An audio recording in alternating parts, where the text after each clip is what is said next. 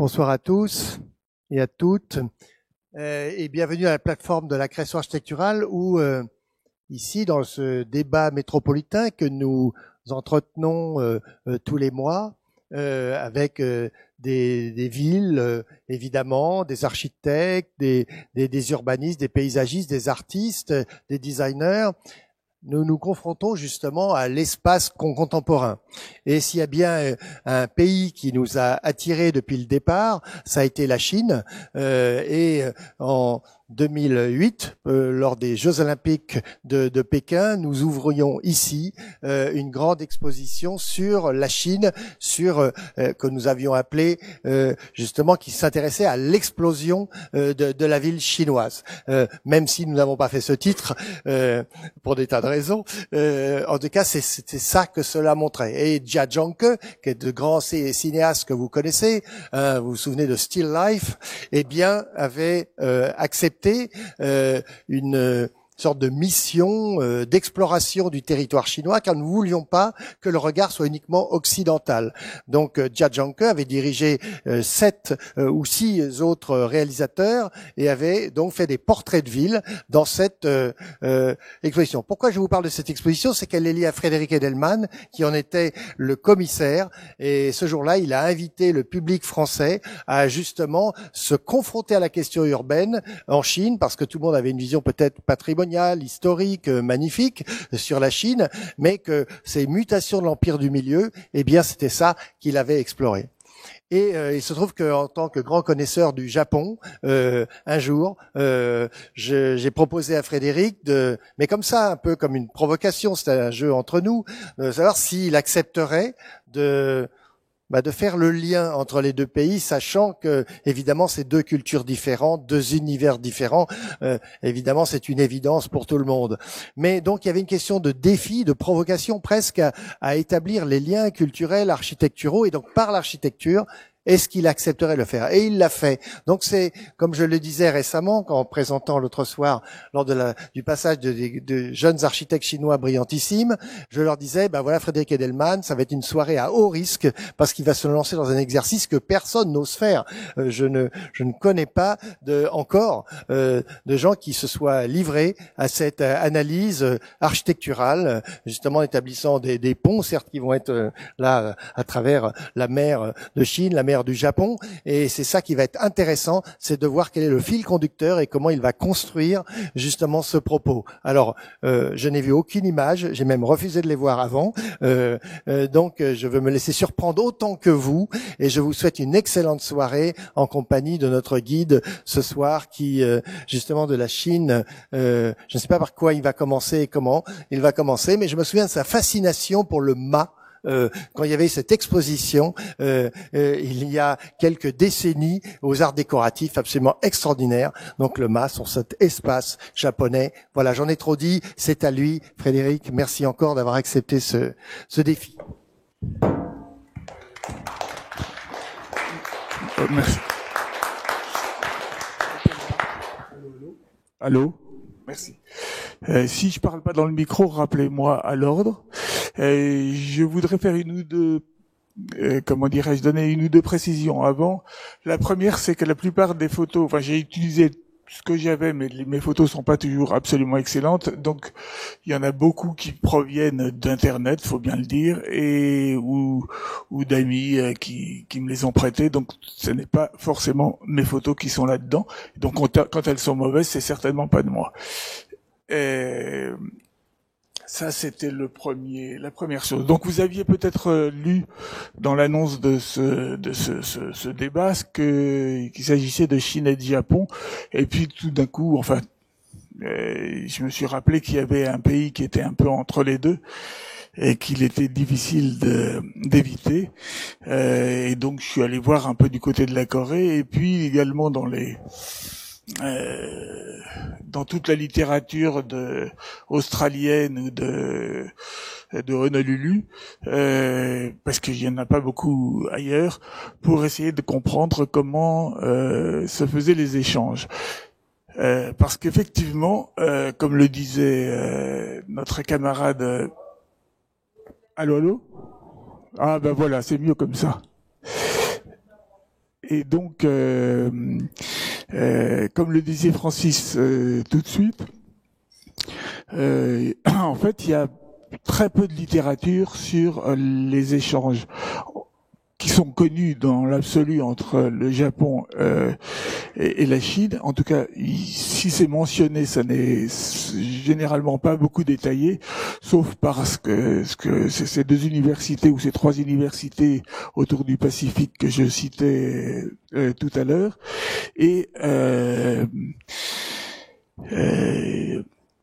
Et puis, bien évidemment, la Corée s'est imposée d'elle-même. Non pas qu'elle ait une architecture toujours exemplaire, elle est même plutôt un peu hystérique de ce côté-là, mais en tout cas dans la partie sud. Mais en tout cas, beaucoup de choses se sont passées à travers son territoire. J'ai mis cette carte-là et puis une autre en principe. Attendez, hop, non, c'est avant ça. Pour montrer que la mer du Japon, c'était une sorte de chaudron autour de laquelle se sont passées beaucoup de choses, et avec si je puis dire, une excroissance qui n'est pas neutre, qui est la mer Jaune, donc de l'autre côté de la Corée.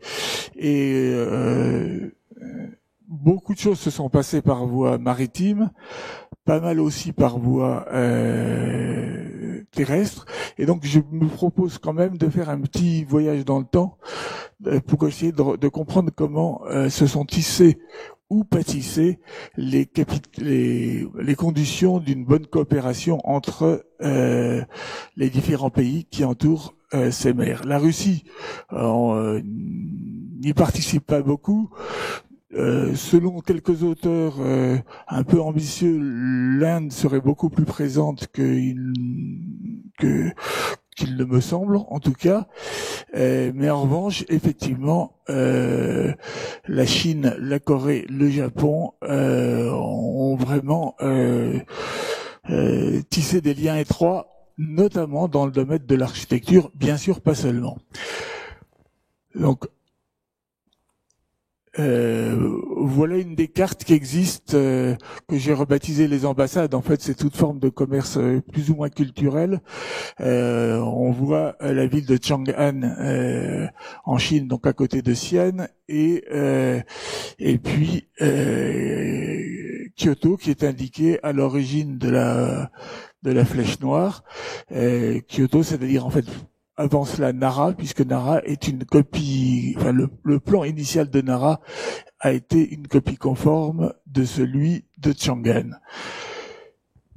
Du plan de Kyoto, il reste pas énormément de choses puisque la ville s'est réinstallée dessus, tandis que pour Nara, il y a une sorte de fraîcheur.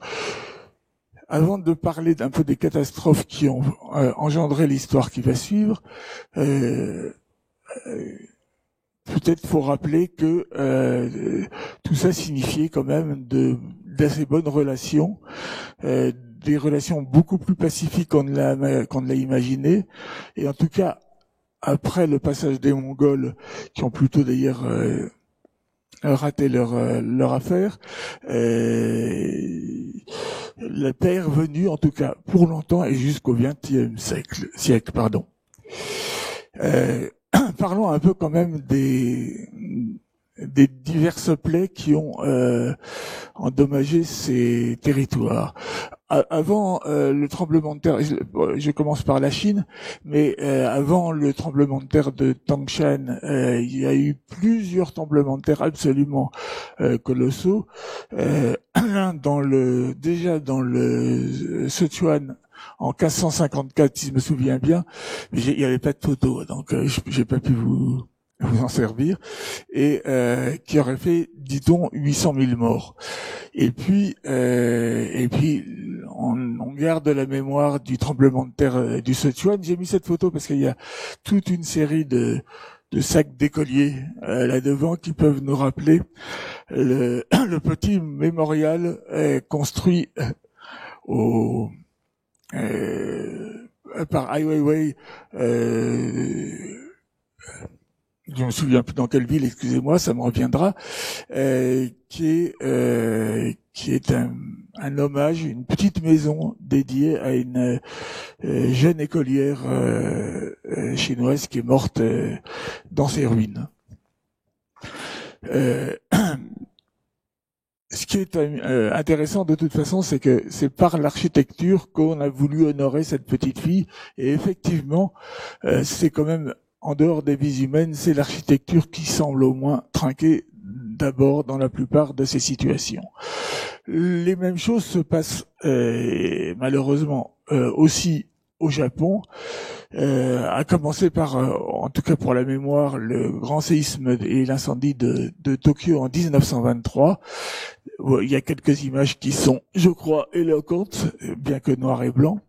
Et là encore, il y a eu des dizaines de milliers de morts dans un des... pour Tokyo, je me souviens pas si c'est pas monté à 200 000. Et puis voilà une autre forme de catastrophe. Les photos sont au fond pas très très différentes dans les sens. Et sinon qu'il y a à la différence des tremblements de terre, quelques pièces d'architecture, si je puis dire, ont survécu, c'est-à-dire un torii en bas à gauche et puis l'observatoire à droite qui est devenu le lieu qui a été préservé depuis et qui est devenu le lieu de mémoire pour Hiroshima. Hiroshima ne veut pas dire qu'il faille oublier Nagasaki, bien sûr. Les photos sont pas très différentes, donc je vous les ai épargnées. Et en plus, j'ai choisi évidemment des photos pas trop dramatiques. Il y a d'autres manières de faire souffrir un peuple. C'est tout bonnement en pratiquant une déforestation intensive. C'est ce qui s'est passé en Corée du Nord. Pendant qu'en Corée du Sud, ils essayaient plutôt de replanter des arbres qui avaient disparu sous diverses influences. Donc ce sont deux images relativement anciennes de Corée de Corée du Nord qui laissent entrevoir la situation de ce pays. Ah. Une des conséquences de toutes ces situations, c'est évidemment que l'architecture a pris un coup notable. Et qu'il s'agisse du nord ou du sud, l'histoire de l'architecture a laissé relativement peu de traces. Et vous voyez à travers ces photos, à l'exception de celle qui est en bas à gauche, ça ressemble assez peu au type d'architecture auquel on s'est habitué pour la Chine ou pour le Japon, comme si la Corée avait pu échapper à cette culture architecturale. Là, on voit en revanche que, au moins pour l'édifice de gauche, qui est le palais impérial de Séoul, ou en tout cas au nord de Séoul, et le grand bâtiment en bas, en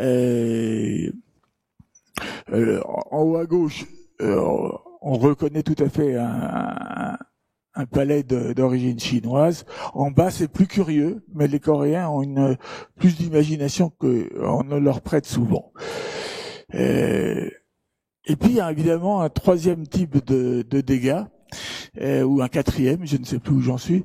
Là, ce sont deux photos, mais on aurait pu en accumuler beaucoup d'autres, de photos tirées de si je puis dire, mes cartes postales personnelles de 1998 sur ce qui est devenu depuis l'avenue Ping'anli à Pékin. Et là, c'est dans la phase de destruction, c'est-à-dire que ce sont toute une zone de Rutong qui saute parmi les plus belles, puisque ça a été un des principes des destructions à Pékin était de commencer par les bâtiments les plus intéressants pour aller vers les moins intéressants, qui du coup pouvaient être beaucoup plus facilement sacrifiés. Et tout d'un coup, à partir de 98-2000, il y a eu quelques tentatives de reconstruction, de restauration.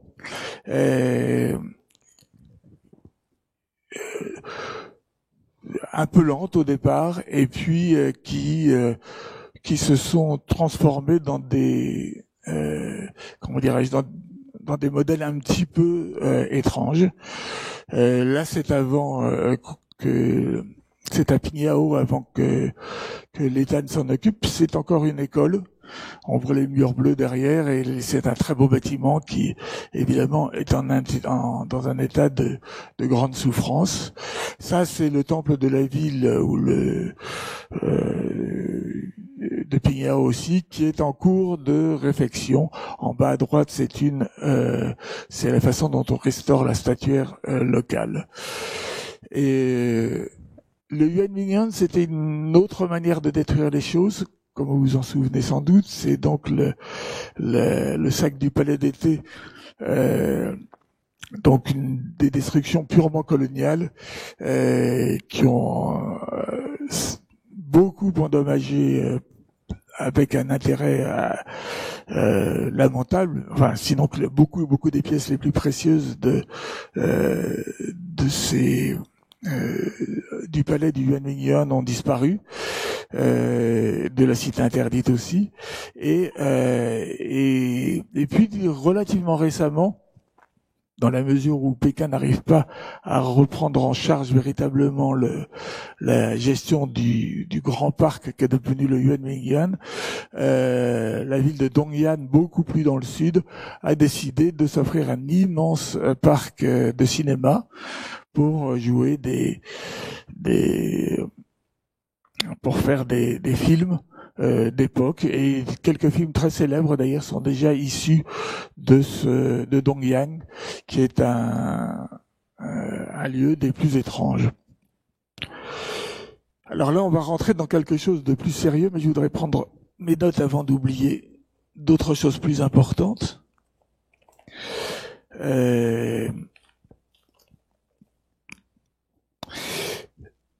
Ici, on est à Nara, au Toshodaiji, qui est un des plus beaux bâtiments de la ville, et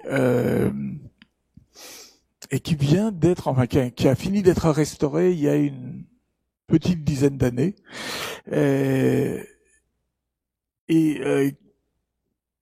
qui a l'intérêt, vous allez voir ça après, de montrer que contrairement à ce que beaucoup de gens disent, les rituels de destruction des temples sont en fait, d'abord ça ne concerne qu'éventuellement que les temples bouddhiques, ce qui serait ici le cas, ça ne concerne que les temples, j'ai un trou,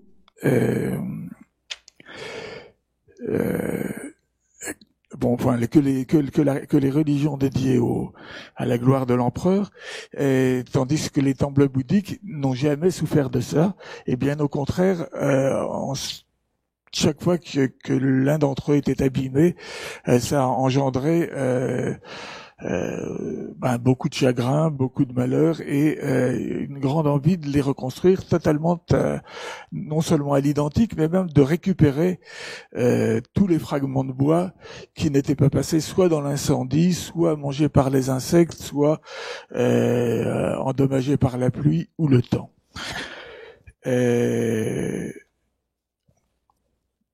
Donc le Toshodaiji, il y a quelques années, a été remis debout. Beaucoup des temples de Nara et de Kyoto, bien sûr, l'ont été de la même manière. Et voilà ce que j'ai pu voir pendant la réparation de ce temple. C'est-à-dire qu'il y a un fragment de bois qui était encore utilisable et qui ne l'est pas été. On le voit, ce sont les bois sombres, et ou quand ils étaient abîmés, ils étaient retirés et remplacés par un bois exactement semblable. Ça va très loin, cet exactement semblable, c'est-à-dire que pratiquement pour chaque temple, mais c'est pas toujours tout à fait le cas, il existe une forêt ou une partie de forêt où les arbres poussent dans dans l'intention de servir aux prochains travaux. Et donc, ils vont être transportés ici, sur place, ou à Izé plus encore, on en reparlera, pour remplacer poutre par poutre, élément par élément, tous ces éléments. Et ils vont, si je puis dire, ils vont profiter du soleil qu'ils ont eu, c'est-à-dire qu'on va les retourner exactement dans la même position. Toutes ces poutres avaient eux aussi grandi sous forme d'arbres pour recevoir les rayons d'une manière telle, et les prochaines poutres qui vont venir vont se replacer exactement dans les mêmes positions. Nous sommes là à Ise, donc c'est le sanctuaire Shinto le plus connu du Japon. C'est pas le plus grand, on le verra tout à l'heure, mais c'est le plus célèbre, et c'est un des deux seuls, avec celui que nous verrons tout à l'heure, qui soit effectivement, sinon totalement, en tout cas en partie, détruit et reconstruit tous les 20 ans. On voit la jolie couleur claire à gauche, à droite les mêmes bâtiments, ou en bas les mêmes bâtiments plus disons plus usés, et ils vont être démontés, et tout va être remplacé, chaque pièce pour chaque pièce. Quant au bois des anciennes structures, elles vont être réutilisées pour aider d'autres temples moins fortunés à se reconstruire. Et donc beaucoup des temples que nous voyons, en tout cas dans la région d'Ise, sont reconstruits avec des fragments de ces temples-là. Là, c'est en bas à gauche, c'est effectivement, c'est plutôt celui-là qui est l'élément du temple Shinto local. Ça, c'est le temple Shinto de Matsue. On devrait dire non pas le temple, mais le sanctuaire. Donc c'est un sanctuaire animiste construit à la gloire de l'empereur. Et c'est la religion en fait la plus ancienne du Japon, et une religion qui est toujours vivace, même si le bouddhisme s'est implanté et l'emporte, au moins en tout cas pour ce qui concerne les funérailles.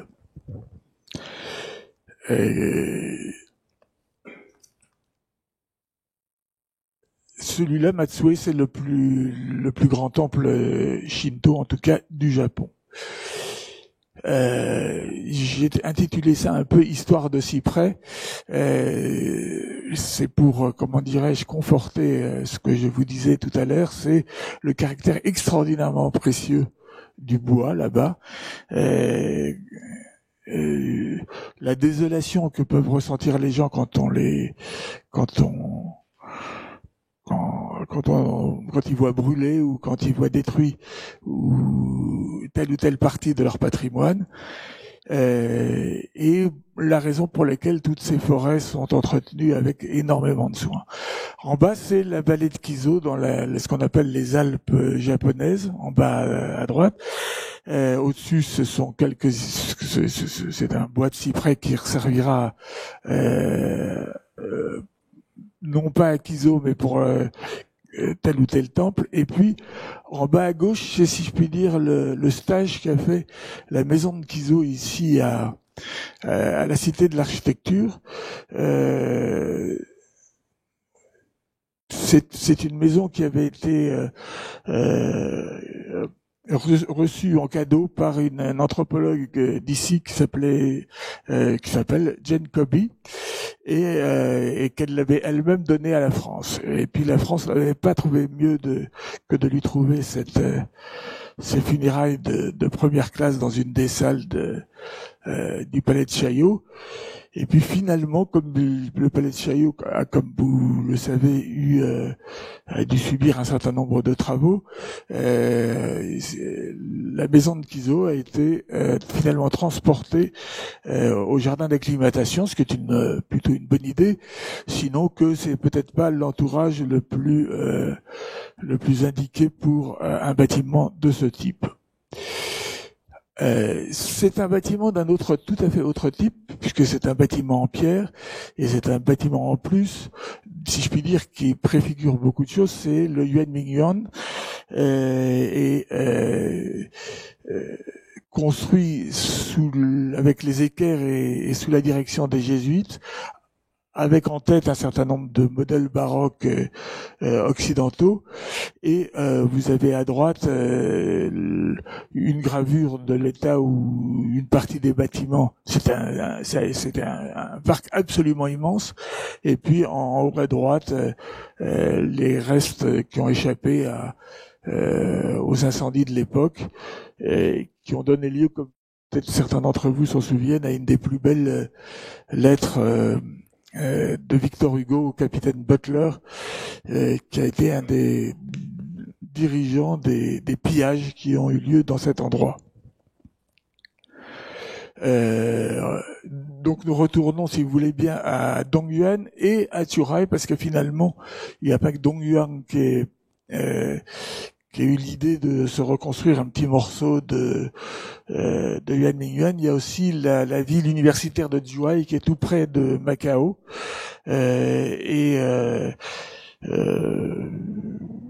Voilà, donc on peut en Chine visiter plusieurs Yuan Mingyuan, pas très vrai, pas très convaincant toujours, mais ça permet aux étudiants d'éviter de faire quelques milliers de kilomètres.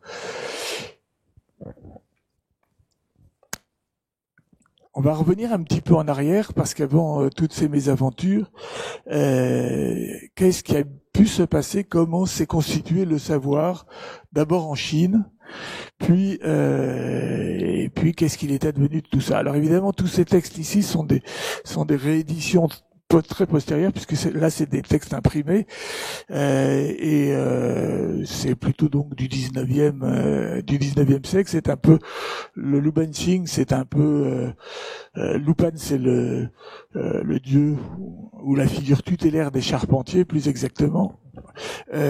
Il n'a qu'un temple, ce pauvre Luban, qui se trouve à Hong Kong, mais ça vaut vraiment le coup d'aller jeter un œil dessus s'il n'est pas tombé pendant les dernières tempêtes.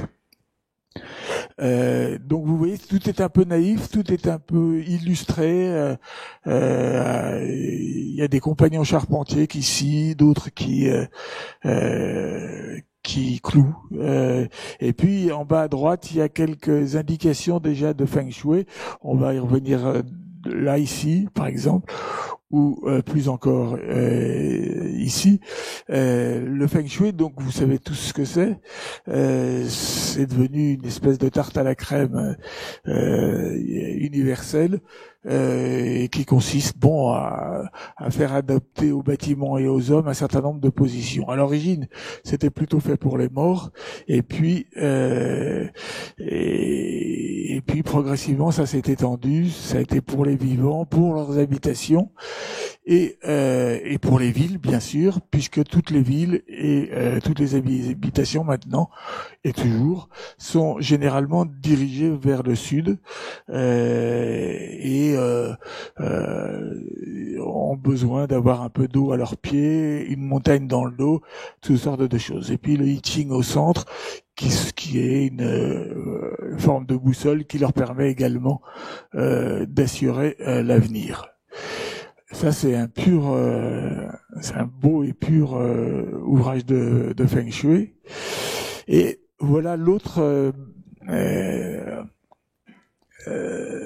élément ici imprimé, mais qui ne l'était pas à l'origine, puisque c'est au XIIe siècle, 11-12e siècle, qu'il a commencé d'être réalisé par un ministre et manifestement amateur d'architecture, qui s'appelle Li Jie, Li plus loin J-I-E, et donc qui a fait tout un ensemble ou fait faire plus exactement tout un ensemble de planches et de coupes, de dessins détaillés des différentes pièces pour constituer un épais manuscrit plus tard imprimé d'une dizaine de volumes comme ça. Il n'y a pas seulement de la charpente, il y a aussi beaucoup d'illustrations sur la manière dont il fallait peindre toutes ces poutres, toutes ces entrées, et etc. Donc là, voilà un élément, évidemment, qui apparaît à ce moment-là dans toute sa brillance, un dugong, donc une des pièces de charpente fondamentales, qui au début est un élément purement constructif et puis qui devient progressivement un élément à la fois constructif et décoratif. C'est complexe, mais au fond pas tellement plus complexe qu'un chapitre corinthien, si je puis dire. Et ça va devenir, si je puis dire, un jeu extrêmement passionné pour les Chinois de travailler ça. Voilà, ça c'est une formule ancienne. Et ça a été en 2014 à la Biennale de Venise, un des éléments de surprise, c'est tout d'un coup le Yin Zhao Fascio tel qu'il s'exprimait au Japon qui est apparu, alors qu'on entendait assez peu parler de la façon dont les Japonais s'étaient emparés de ce traité. Je saute beaucoup, c'est-à-dire que depuis,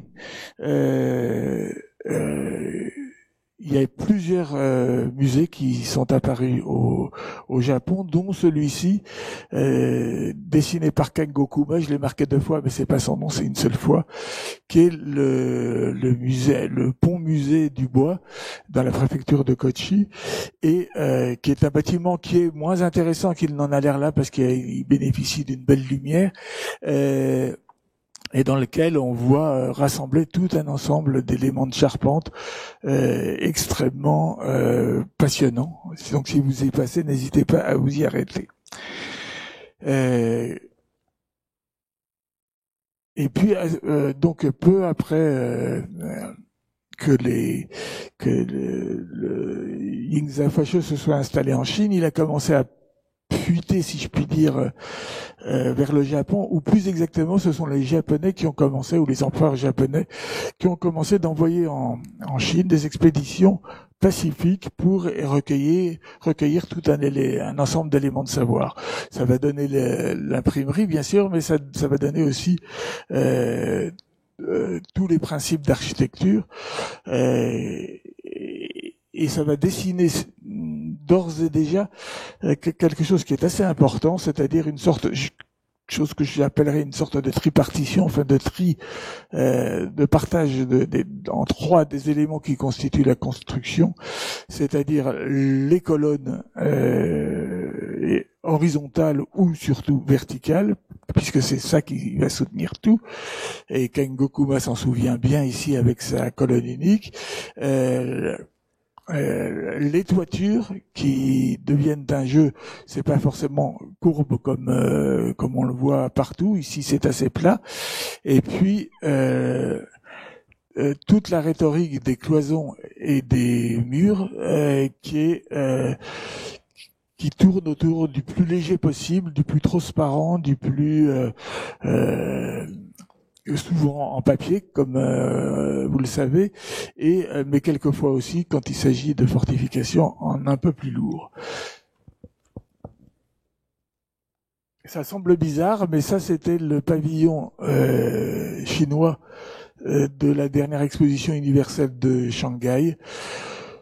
C'est un peu inventé, il faut bien dire, mais c'est vous dire à quel point tout ça est aujourd'hui partagé comme un vieux souvenir entre les Japonais et les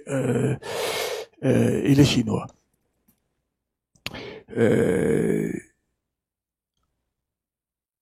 Juste ce petit passage par la région de Yongding en face de Taïwan, où se trouvent les grands villages fermes qu'on appelle les toulots, mais qui ne sont pas seulement ronds, comme vous avez dû en voir des photos, mais qui peuvent être comme ici carrés. C'est parfois un peu oppressant quand c'est carré, mais c'est un enchevêtrement de formes circulaires et de formes carrées. Pourquoi je suis passé là? J'ai oublié quelque chose. On va regarder si ça se trouve après. Non. En fait, il il y a une photo qui s'est échappée du PowerPoint. C'est une porte creusée dans un de ces bâtiments, qui sont des bâtiments très anciens, qui ont été analysés depuis, et qui sont des bâtiments quasi indestructibles, même par les pires tremblements de terre. Il y en a eu beaucoup, là. C'est un mélange dans lequel entre du sucre, de la bidonnerie, de la terre quand même. Enfin, c'est une sorte de ciment prodigieusement solide, qui est de surcroît armé en général de tiges de bambou. On va rester ici en Chine, et à nouveau aujourd'hui. Li Xiaodong, c'est un architecte qui est un des professeurs principaux de l'université de Tongji à Pékin, et qui a obtenu pour le petit bâtiment que vous voyez à droite, qui est un pont-librairie au milieu des toulots dont je parlais à l'instant, qui a obtenu le prix de l'Agacan, qui est un des prix internationaux les plus respectés. Et donc son histoire a été de reprendre l'utilisation du bambou, de penser aux ponts qui sont d'une importance tout à fait considérable en Chine. Et puis depuis, il travaille beaucoup entièrement avec ces matériaux, mais pas tout à fait seulement. Ça, c'est un autre bâtiment où vous revoyez de la maçonnerie, donc elle n'est pas du tout exclue des régions classiques de la Chine. Et là, nous arrivons à un autre mariage de l'architecture avec le passé de l'architecture chinoise. C'est le musée Ningbo ou un fragment du musée de Ningbo de l'architecte Wang Shu, qui a obtenu le Pritzker il y a 3-4 ans, et qui est donc un bâtiment dans lequel il réutilise pour les murs tous les fragments de tuiles, de pierres, quelle qu'en soit l'origine, qui se trouvent dans les villages détruits en général par la spéculation locale, et donc avec un groupe de plusieurs maçons avec qui il s'entend très très bien. Il récupère ça et laisse ces maçons construire la totalité de ces bâtiments. Voilà, toujours Wang Shu. Donc ce sont des bâtiments, en tout cas très connus. En haut, il y a c'est le musée d'histoire de Ningbo, et en bas, c'est la faculté des beaux-arts de Hangzhou, avec à gauche en bas un fragment dû à Wang Shu et à son épouse du parc de Jinhua, conçu dans son ensemble par Ai Weiwei encore, en l'honneur de son père, le poète Ai Qing. En haut, vous avez le couple formé par Wang Shu depuis leur sortie. Ah, voilà. Là, c'est encore Wang Shu s'attaquant à la reconstruction d'un village, avec une relative liberté, c'est-à-dire qu'il imagine des éléments qui n'ont pas nécessairement existé, mais toujours en utilisant les matériaux ou les techniques d'origine. Philippe Yuan, c'est quelqu'un qui s'est probablement laissé un peu influencer par Wang Shu, en tout cas qui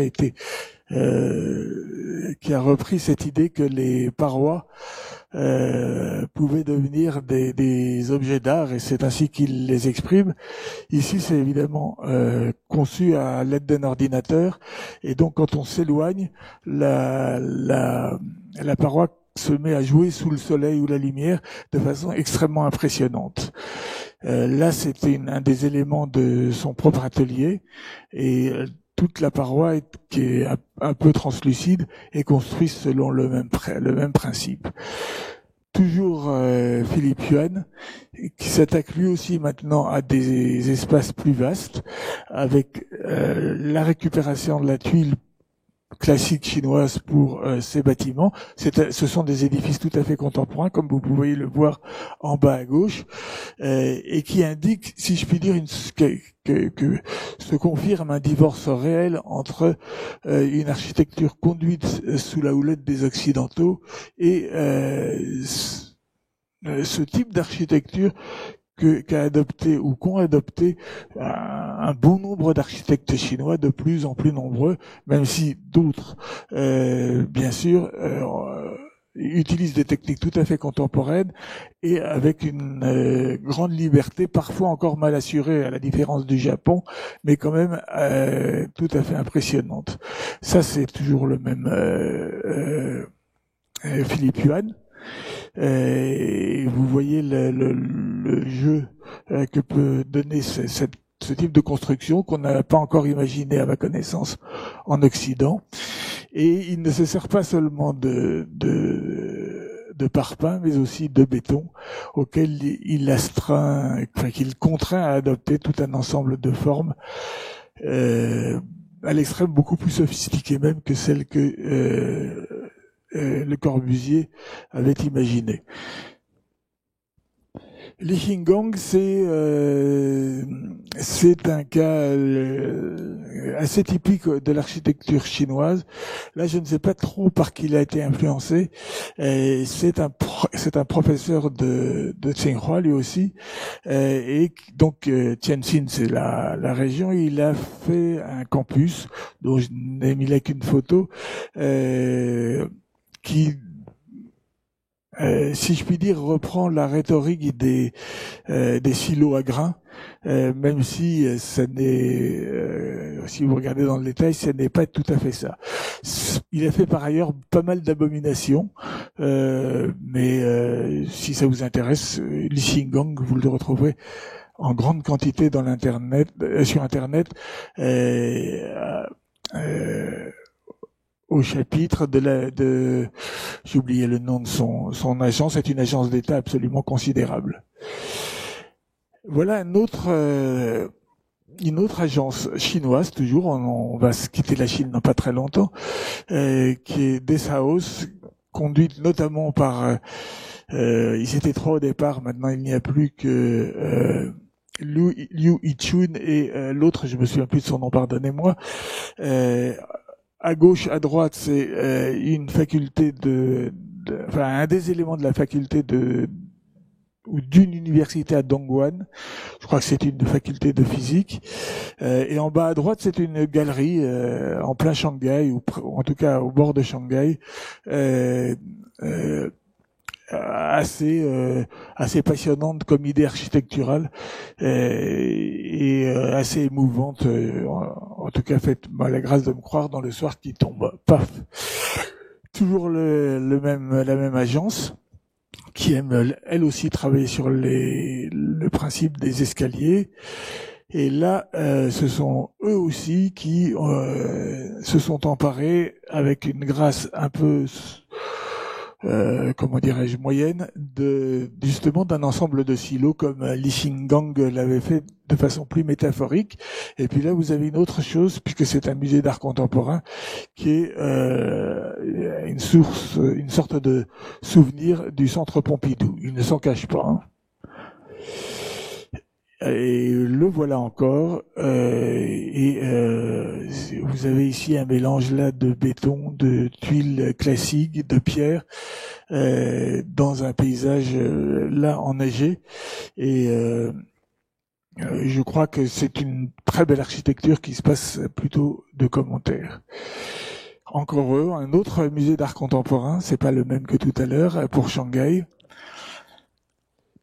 Et voilà, si je puis dire, une des grandes figures actuelles de la Chine contemporaine, qui s'appelle Ma Yensong, dont l'agence MAD fait beaucoup parler d'elle, parce qu'ils ont construit à Toronto, qu'ils ont été les premiers à construire des choses façon Zaha Hadid en Chine, avec un talent variable. Il avait participé, Ma Yensong, notamment à l'opéra, à la construction de l'opéra et au plan de l'opéra de Guangzhou.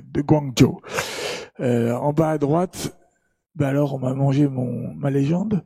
C'est un projet encore, mais c'est tout à fait récent, qui prouve qu'il s'est un peu calmé par rapport à ces projets un peu qui a été construit en fait en bas à gauche, comme la Chine est grande, on ne les voit pas trop, et en bas à droite c'est nettement plus calme.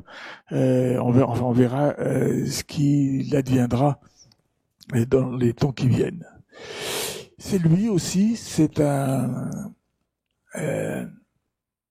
il s'est greffé sur un projet japonais qui a été de relier une vallée à travers les montagnes à un autre fragment de vallée qui sont occupés par tout un ensemble de marchands de victuailles, mais pas seulement. Il y a quelques éléments aussi culturels, et on peut considérer que ça en fait partie. En tout cas, c'est une architecture qui est propice à la rêverie. Et on va passer de l'autre côté. Là, vous reconnaissez tout de suite quelque chose qui pourrait venir du Japon. C'est à Tokyo. Pardonnez-moi, là, je n'ai plus le nom des architectes, mais je peux vous le retrouver imminemment. Donc, vous reconnaissez, si je puis dire, tout un ensemble de formes assez connues, enfin assez classiques au Japon, le serpent. Ici, Hiroshi Sombuishi, c'est un très très bon architecte qui a été appelé à construire sur les îles, ou alors l'ensemble d'îles de Naoshima. Ici c'est Inujima, c'est une île qui doit être à une lieue, disons, de Naoshima. Naoshima, c'est un grand ensemble de sites culturels où Tadao Ando a été le premier à construire. Je pense que vous devez connaître ces images, parce que j'ai préféré pas vous assommer avec trop de Tadao Ando ici pour montrer d'autres projets. Mais sinon, sur l'île de Naoshima, il y a plusieurs musées ou hôtels ou éléments architecturaux de Tadao Ando, tous plus splendides les uns que les autres. Et voici Toyo Ito, qui lui aussi s'est fait manger son nom, enfin Toyo Ito, donc un des plus grands architectes, qui est un peu moins âgé que Tadao Ando, mais plus âgé qu'il n'a l'air ici. Et ici, c'est deux fragments de l'un construit, l'autre en gestation, de la médiathèque de Sendai, qui est la médiathèque que nous avons pu voir sur nos téléviseurs au moment du dernier tremblement de terre dit de Fukushima, bien que ce ne soit pas seulement à Fukushima qu'il ait fait ses ravages. La médiathèque a très très bien tenu, parce que ces piliers, car ce sont les piliers, si je puis dire, qui définissent la solidité des édifices japonais pour l'essentiel, et on les retrouve ici sous une forme tout à fait réimaginée, contemporaine, avec, si on peut dire, des formes de dugong, de nœuds à l'intérieur de la cheminée gauche. Il appelle ça des cheminées, qui ont permis au bâtiment de résister, non seulement à la structure de résister, mais également aux vitraux, puisque je crois que aux vitres, aucun des vitrails n'est tombé. C'est la médiathèque dans son entier, avec sa lumière et sa transparence, et son toit presque inexistant en apparence, là aussi. C'est-à-dire les trois éléments dont je vous parlais tout à l'heure, dont Toyo Ito est un des manieurs les plus adroits. C'est-à-dire que dans chacun de ces domaines, il a une habileté absolument considérable, et il arrive sur l'ensemble de ses projets à réinventer ou inventer des bâtiments liés aux traditions du pays, tout en ayant une forme tout à fait nouvelle. Mais j'ai toujours été surpris qu'on ne repère pas ces liens entre les éléments contemporains et les éléments anciens dont je parlais tout à l'heure. Toyo Ito à nouveau. Donc là, il s'est focalisé malgré tout sur la toiture. C'est un crématorium, un superbe crématorium à Gifu qui est à peu près à la hauteur de Tokyo, mais beaucoup plus vers l'ouest.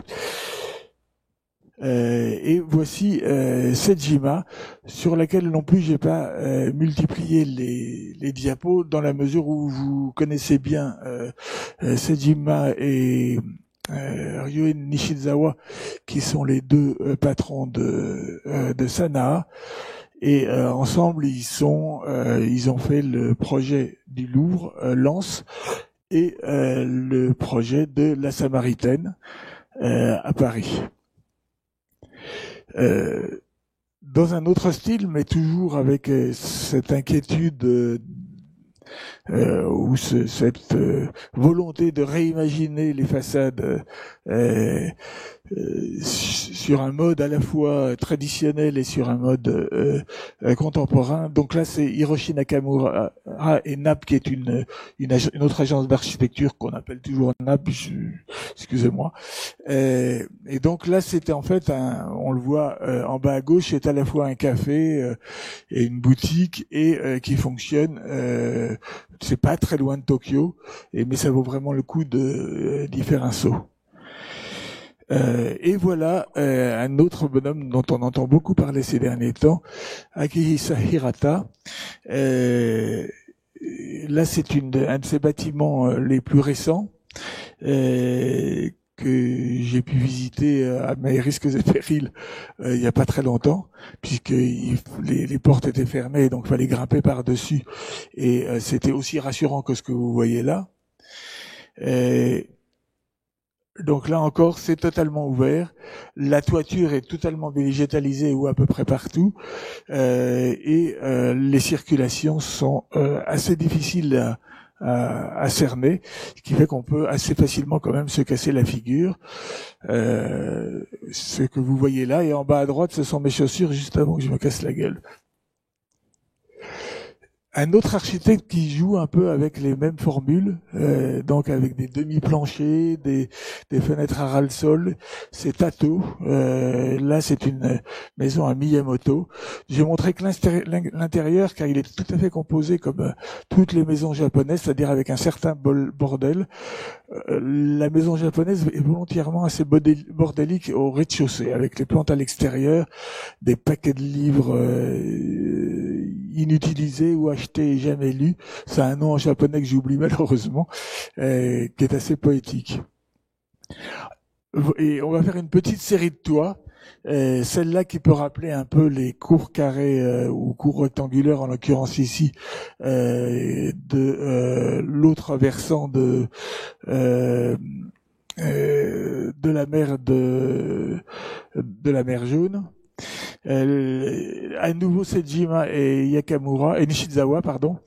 C'est un bâtiment de Kyoto avec entièrement enchevêtré, où chacun étant une maison, et chacun des artistes, puisque c'est quand même dévolu à des artistes, donnant sur la maison de l'autre.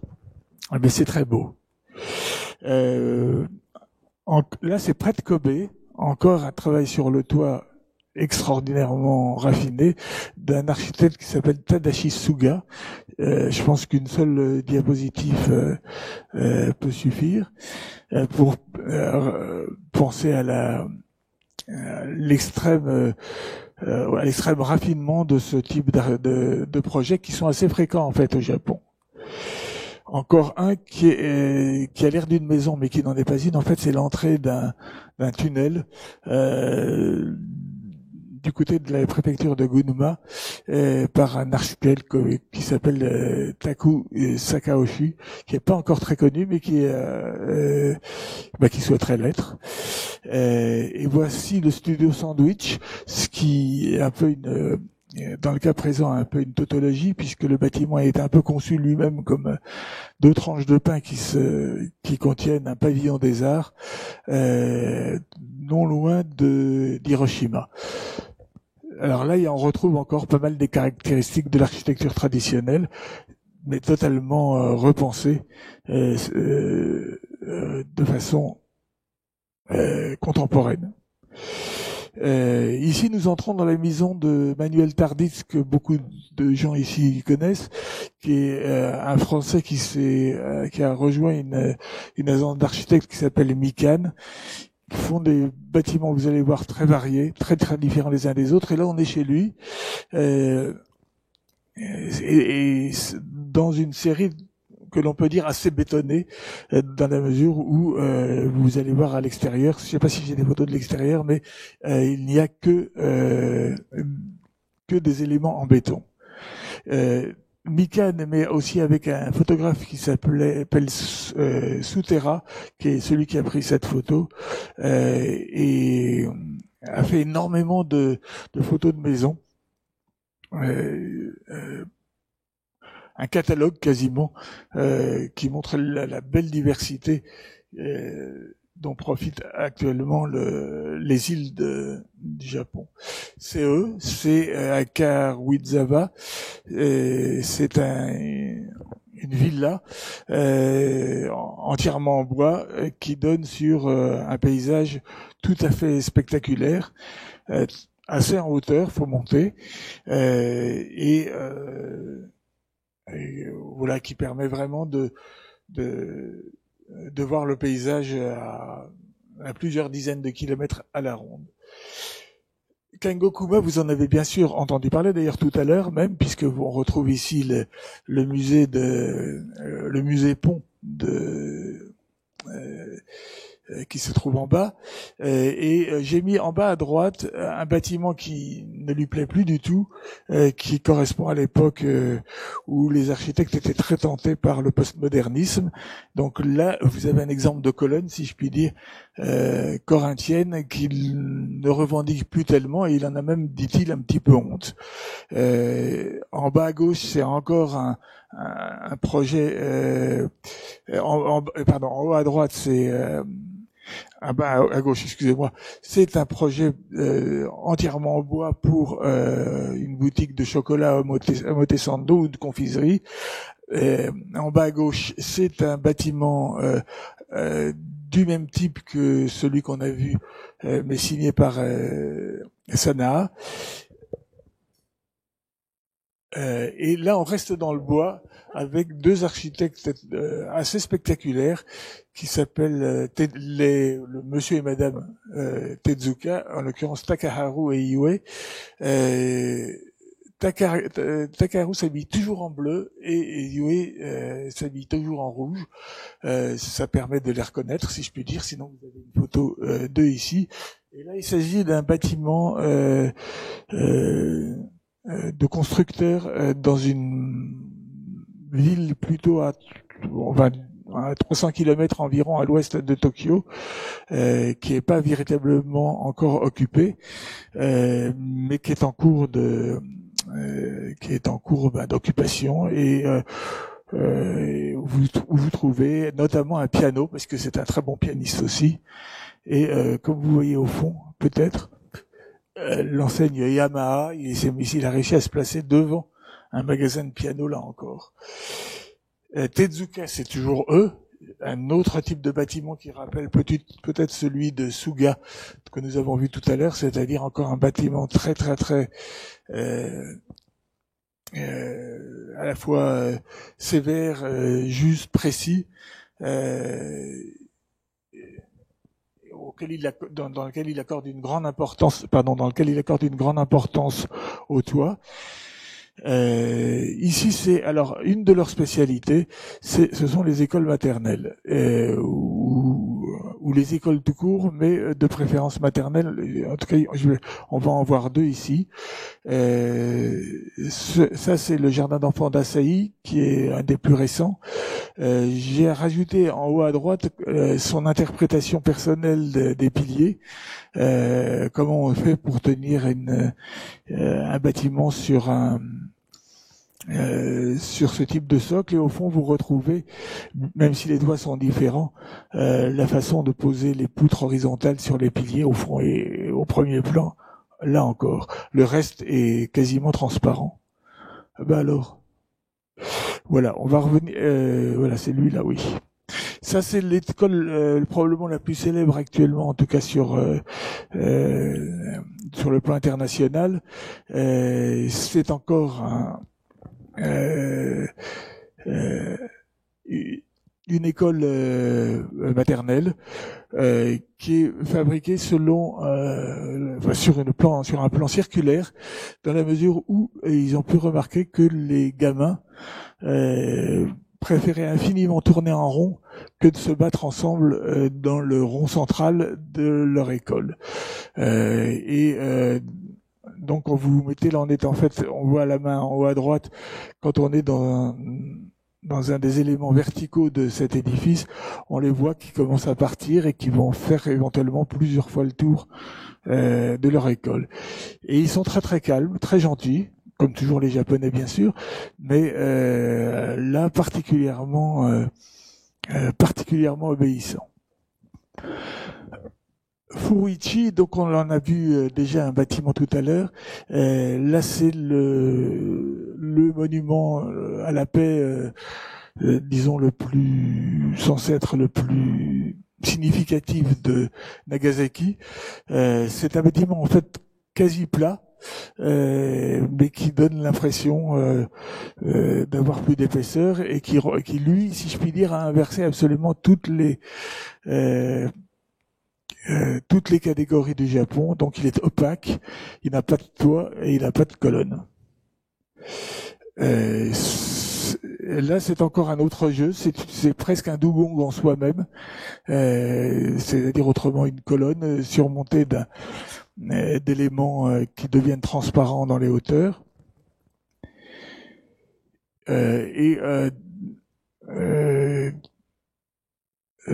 C'est toujours le même bâtiment en bas à droite, et à gauche ce sont deux autres architectes, Apollo, qui ont créé un peu sur le même principe un bâtiment totalement résistant.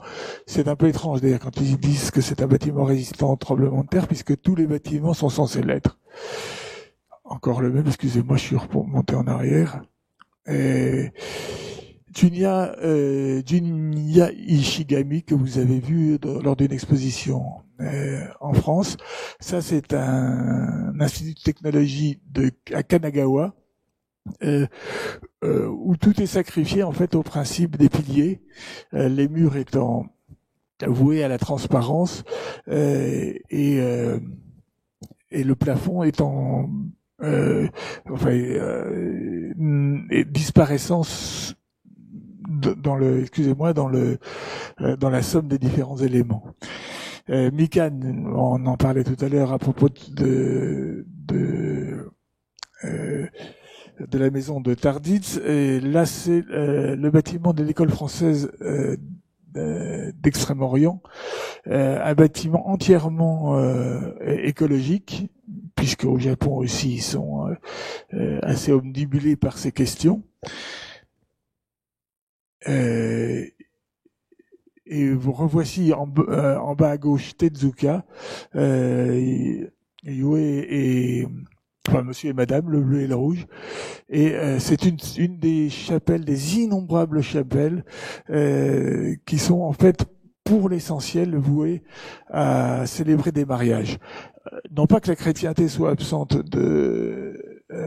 du Japon, mais ils ne conçoivent pas, ils acceptent très très volontiers de célébrer leur mariage dans un contexte tout à fait différent, ce qu'on aurait du plus de mal à imaginer de la part de mariés occidentaux.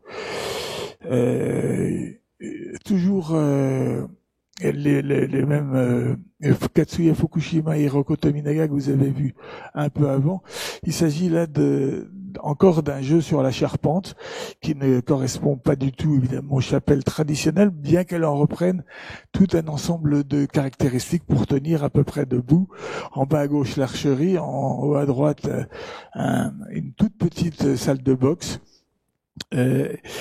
L'ensemble est d'un très bel équilibre et se trouve ce qui est un peu problématique pour toutes ces architectures, c'est qu'à chaque fois il faut faire 100 km autour de Tokyo. Et voilà, on va s'arrêter là-dessus pour revenir à d'autres sujets, qui est une autre chapelle extrêmement connue au Japon, de Hiroshi Nakamura, qui est tout près de Hiroshima, et qui est une chapelle enroulée pour les mariages, là encore. C'est tout pour les diapositives. Ce que je ne vous ai pas dit tout à l'heure, on peut revenir dessus maintenant puisqu'on a fait tous ces allers-retours d'un côté à l'autre. Alors, j'ai pas mis ici parce que j'ai pas de photos récentes, mais normalement nous aurions dû voir un certain nombre de photos de la Corée, puisque même si tout a été détruit, ou l'essentiel a été détruit par les guerres, les passions politiques, depuis la séparation des deux pays, si je puis dire, beaucoup de choses ont été construites, notamment autour de Séoul, où vous avez à 3 kilomètres à peine de la frontière avec le Nord, un village des arts, par exemple, et un village des livres, où l'architecture, en 2006, déjà était quand même assez sophistiquée. Bon, très inspiré de l'Occident, c'est sûr, mais pas tout à fait pour ceux qui connaissent Séoul, aussi généreusement hystérique qu'elle peut l'être. Entre les tours, des bâtiments néo-postmodernes, des bâtiments difficilement modernes, et donc on voit que que l'architecture coréenne reste sous l'influence non pas de la Chine, mais en tout cas au moins sous celle du Japon. Il faut remonter vraiment en arrière, à nouveau aux années au XIIe siècle, lorsque les Mongols se sont installés. Gengis Khan et son neveu, le Khan Kubilai, qui bizarrement, alors que jusque-là, il s'auto-envahissait, si je puis dire, il décide d'aller envahir la Corée. Et si je puis dire, c'est un moment assez étonnant, puisque ça les conduit à... s'ils envahissent la Corée, c'est pour une très bonne raison, c'est d'obliger les Coréens à construire une première, puis une deuxième flotte, l'une et l'autre de plus de 800 navires, ce qui veut dire que tous les arbres accessibles des côtes coréennes ont à l'époque été détruits. Donc seulement, si vous avez lu Yasushi Inoue, un livre qui s'appelle Vents et vagues, on retrouve tous les malheurs du peuple coréen qui va être longuement soumis à la Chine à partir de là. Pas tellement au Japon, même si ça viendra plus tard au XXe siècle, mais là c'est la Chine qui s'occupe du sort des Coréens, pas vraiment pour leur plus grand bonheur. Mais ça commence à faire circuler ce qui vient de Chine, à savoir l'architecture et la technique des dugongs que vous avez vu sur une des photos de tout à l'heure, les toits avec généralement deux pentes, éventuellement plus dans les pagodes, des piliers et là déjà aussi les murs et les cloisons extrêmement légères. Est-ce que c'est par la Corée que les Japonais ont obtenu ça? Il semble en fait que, même si beaucoup de gens pensent que c'est ça, ce soit venu plus directement de la Chine à travers les voyages des ambassades chinoises. Et c'est à ce moment-là que les Chinois ont rapporté non seulement des architectes en assez grand nombre, mais aussi les manuels qui allaient avec, donc le Yin Zhao Fashe dont on parlait tout à l'heure, le Lu Banqing, et évidemment toutes les techniques liées au Feng Shui. Qui sont toujours en usage actuellement, aussi bien en Chine qu'au Japon, même si c'est quelque chose qu'on ne formule plus beaucoup. C'est revenu un peu après la chute de Mao, mais plutôt sous le manteau et sous forme de tout petits cahiers que les architectes ou les constructeurs se partagent.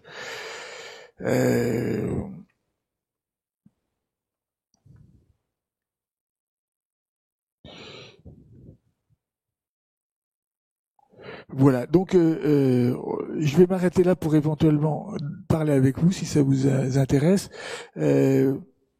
dans la mesure où j'ai fait le vide de mes diapos et je crois que c'est plutôt à vous de parler maintenant.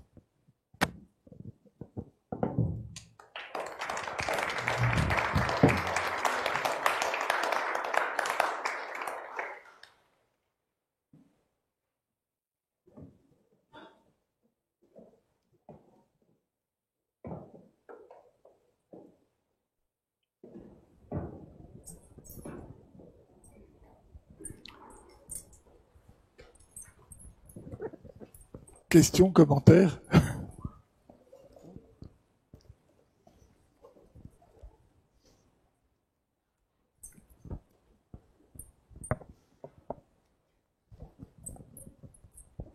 Je crois que on peut redire deux mots pour conclure, c'est que vraiment les liens sont restés, même si Francis Rampère nous disait tout à l'heure que les cultures du Japon et la culture de Chine et bien évidemment de Corée s'étaient beaucoup éloignés. En fait, à travers les exemples soit du passé, soit même contemporains, là ici, on s'aperçoit qu'il y a énormément de liens. On pourrait ajouter aussi que beaucoup des architectes chinois ont fait leurs études au Japon ou bien sûr aux États-Unis ou en Europe, de même que les Coréens, ce qui ne limite d'ailleurs pas le fait qu'en Chine en tout cas et aussi au Japon, on continue de faire énormément appel aux architectes étrangers. Pas toujours pour la plus grande gloire d'ailleurs de nos architectes.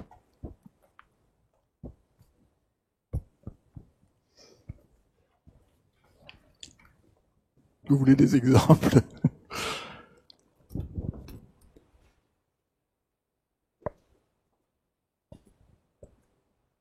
Bon. Ben, Wang Shu, il est... Vraiment, voilà un nom qu'on a retenu. Wang Shu, il est... D'abord, c'est un des principaux profs de Hangzhou. Donc, il a une solide influence sur les étudiants locaux, mais et puis par ailleurs le directeur de l'école de Hangzhou maintenant, donc depuis 5 ans, est un des proches de Xi Jinping. Donc si je puis dire, il s'inscrit de façon très solide. Politiquement, il est très très bien installé, et puis voilà, il est très très respecté comme architecte, en tout cas à l'étranger. Mais il n'est pas très bien supporté par les architectes chinois, sinon. Ah, Ando, vous vouliez parler de Ando. C'est un peu le passé maintenant, même si bon, il vient construire pour nous, mais veut dire l'essentiel de cette carrière maintenant est un peu derrière lui. Mais enfin, pour les choses récentes, il y a la Bourse du Commerce qu'il est en train de refaire pour la collection Pinault, et puis il y a notamment en France les différents éléments qu'il a construits pour Château Lacoste au nord d'Aix-en-Provence, qui sont tout à fait spectaculaires. Mais on voit que c'est une architecture qui a pris quand même assez largement ses distances à l'égard des modèles japonais. Et ça se comprend dans la mesure où la première chose qu'il ait fait quand il a pu partir ou voyager, ça a été de venir regarder l'architecture de Le Corbusier. Il aurait voulu travailler chez lui, mais Le Corbusier est mort l'année même où il est arrivé.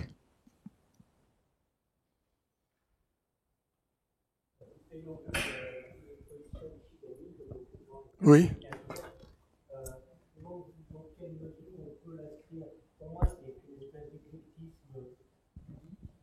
Oui, oh, je suis assez de votre avis, mais les Français aiment beaucoup ça. Oui, exactement. Le succès le prouve. Comment vous diriez qu'il s'inscrit dans ce...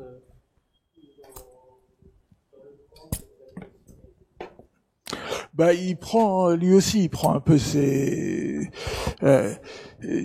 un petit peu pour moi l'équivalent de Ma Yensong en Chine, c'est-à-dire qu'il essaye de prendre pied le plus possible dans les autres pays.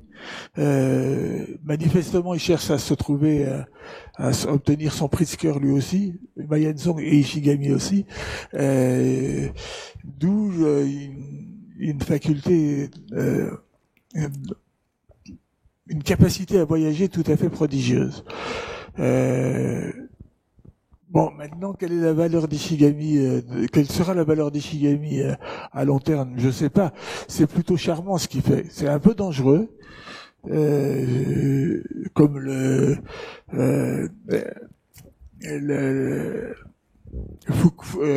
FT Architecture, c'est assez dangereux leur bâtiment.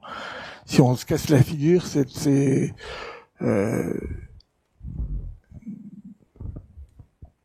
peut être assez périlleux. Mais sinon, bon, vous voyez, là, il faut être, en ce qui concerne l'Institut de technologie, il faut juste ne pas se taper le nez contre les poteaux. Mais sinon, bon, c'est charmant. Et ce que lui reprochent ses compatriotes, c'est plutôt de faire de multiplier à l'envi les signes architecturaux plutôt que les éléments, disons, nécessaires à faire tenir l'architecture.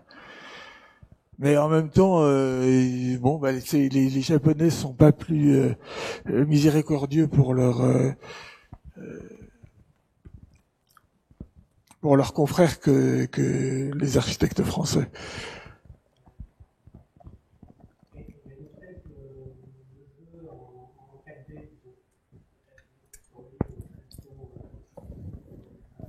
Oui, il y a beaucoup de... Oui, ils s'utilisent beaucoup, oui.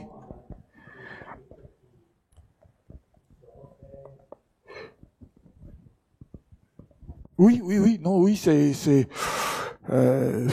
j'ai pas une passion pour ça, honnêtement, parce que c'est plutôt des tentatives à l'heure actuelle, des essais.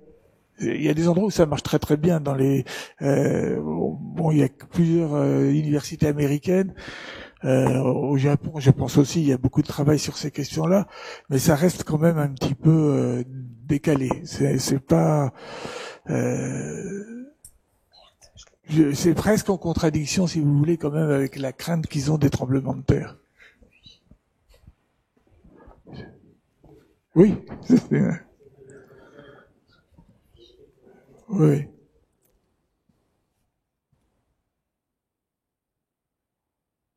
En tout cas, on a changé tout à fait d'époque par rapport à, si vous l'avez connu, il est mort il n'y a pas très longtemps, ce qu'avait vu Roland Schweitzer, qui est un très très très très bon architecte français, qui s'était passionné pour l'architecture de bois japonaise,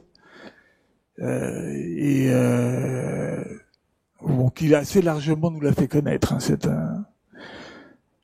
Bon, il n'est pas le seul. Hein. Il y a beaucoup de Français qui sont partis aux États-Unis, mais c'est un de ceux qui a le plus publié sur ces questions-là.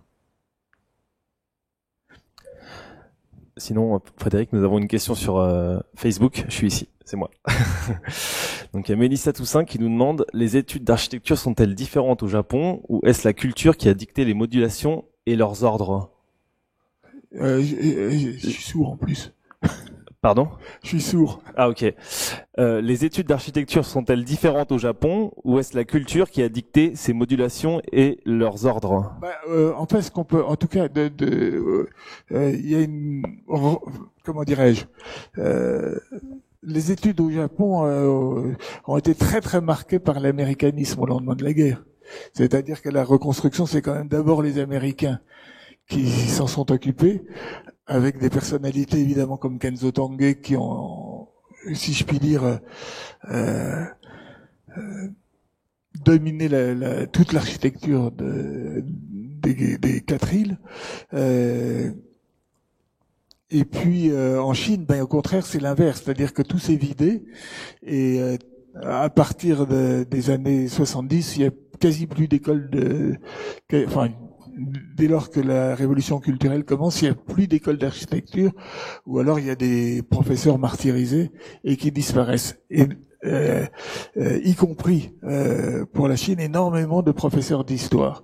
Ce qui fait que là, les Chinois recommencent à s'intéresser à l'histoire de leur architecture, à republier, mais ça reste quand même très embryonnaire par rapport aux connaissances qu'ils avaient accumulées. On peut dire même, par exemple, le grand spécialiste, ou pendant longtemps un des grands spécialistes de Chang'an, donc de l'urbanisme des premiers temps japonais, c'est un professeur de Kyoto, un japonais donc, et non pas un chinois. Et peut-être que les choses se sont un peu comblées maintenant, mais en tout cas, il y a quelques années, c'était vraiment, il y avait un gouffre.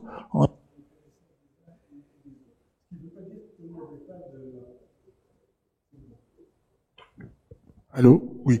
C'est ce qui ne veut pas dire qu'il n'y avait pas des gens qui se passionnaient pour leur architecture, mais il fallait réunir des livres, il fallait en retrouver, en racheter, et ça n'a pas été très simple, en tout cas dans les premiers temps de l'après-révolution. Alors au Japon, le problème est un peu différent, c'est que beaucoup d'écoles ont été bombardées, puisque toutes les villes ont été bombardées en dehors de Nara et de Kyoto. Et donc qui dit bombe dit livre brûlé aussi, et qui dit livre brûlé dit problème pour tous les étudiants, y compris ceux d'architecture.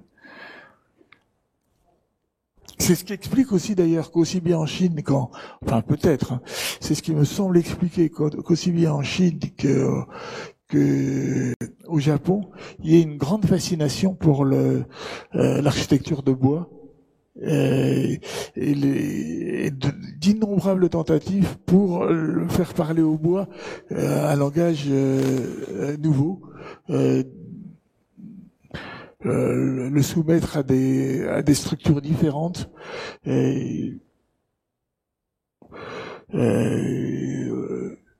disons généralement plus élégantes encore au Japon qu'elles ne le sont en Chine, mais en Chine, c'est voilà, on parlait tout à l'heure de Li Xiaodong et de quelques autres, et ils s'y mettent vraiment quoi. Quand même, mais ça reste marginal, c'est-à-dire c'est quelques unités ou quelques dizaines d'unités par rapport à la façon dont fonctionne l'architecture chinoise, c'est-à-dire encore, au moins pour la construction, les grands instituts de conception ou de construction. Je parlais tout à l'heure de Li Xinggang, qui est un professeur important, ou Chui Kai, par exemple, qui sont des professeurs très importants de Tongji, et qui sont quand même, qui sont bons comme architectes, mais qui sont bons par rapport à un contexte un petit peu triste. On peut être en désaccord. Hein.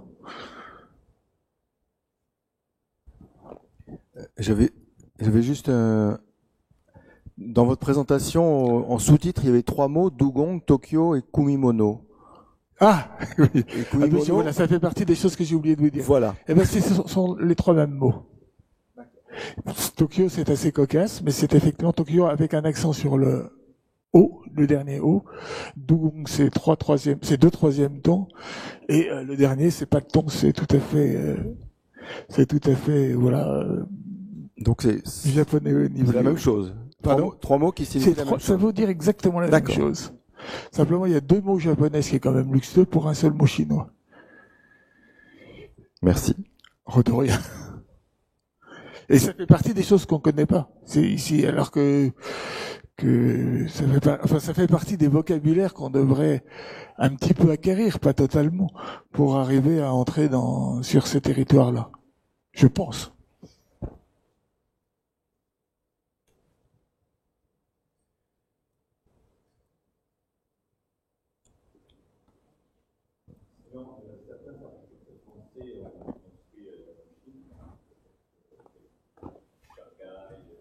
Oui.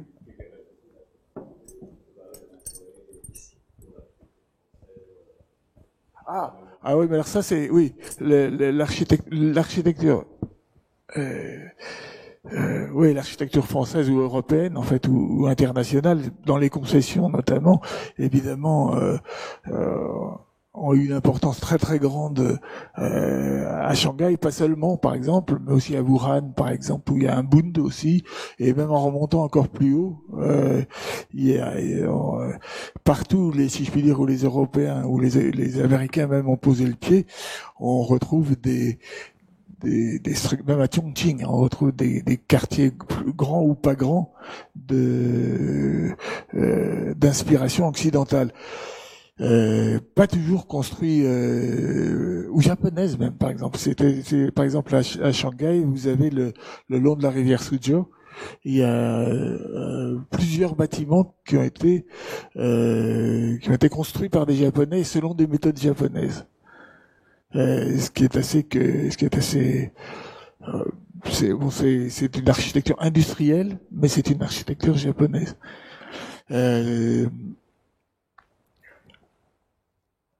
À Pékin, il reste plus grand chose. Hein.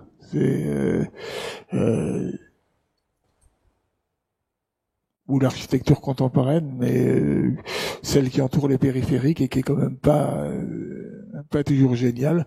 En tout cas, à moins de considérer que l'édifice de Colas soit l'édifice de la télévision soit absolument génial, ce que je crois pas. Enfin, c'est un bâtiment très provocant en termes de structure, mais c'est peut-être pas un bâtiment qui témoigne du meilleur du personnage. En revanche, moi j'ai toujours trouvé plutôt intéressant sinon véritablement beau le bâtiment d'Herzog de Meuron pour les Jeux Olympiques, enfin le grand stade, qui présente une curiosité tout à fait étonnante, c'est que pendant la construction, plusieurs des éléments clés c'est le cas de le dire, de la charpente avaient été montés sans que entre eux quoi que ce soit apparaisse. Et ça donnait véritablement l'impression que c'était des dugongs, ou une interprétation des dugongs, avec des ferraillages qui se croisaient. C'était du fer, mais ou du métal, mais c'était un peu le même principe.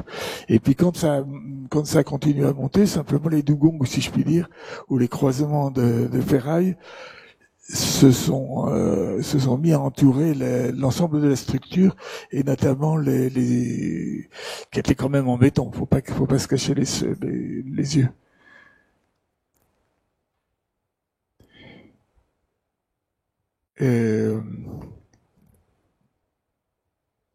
Non, cette question de l'architecture occidentale est intéressante. Et elle est pas neutre dans la mesure où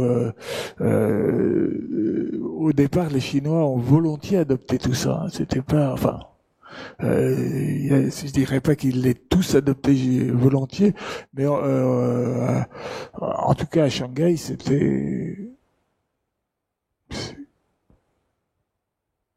voilà, c'était très très volontiers accueilli. Voilà, ben merci beaucoup.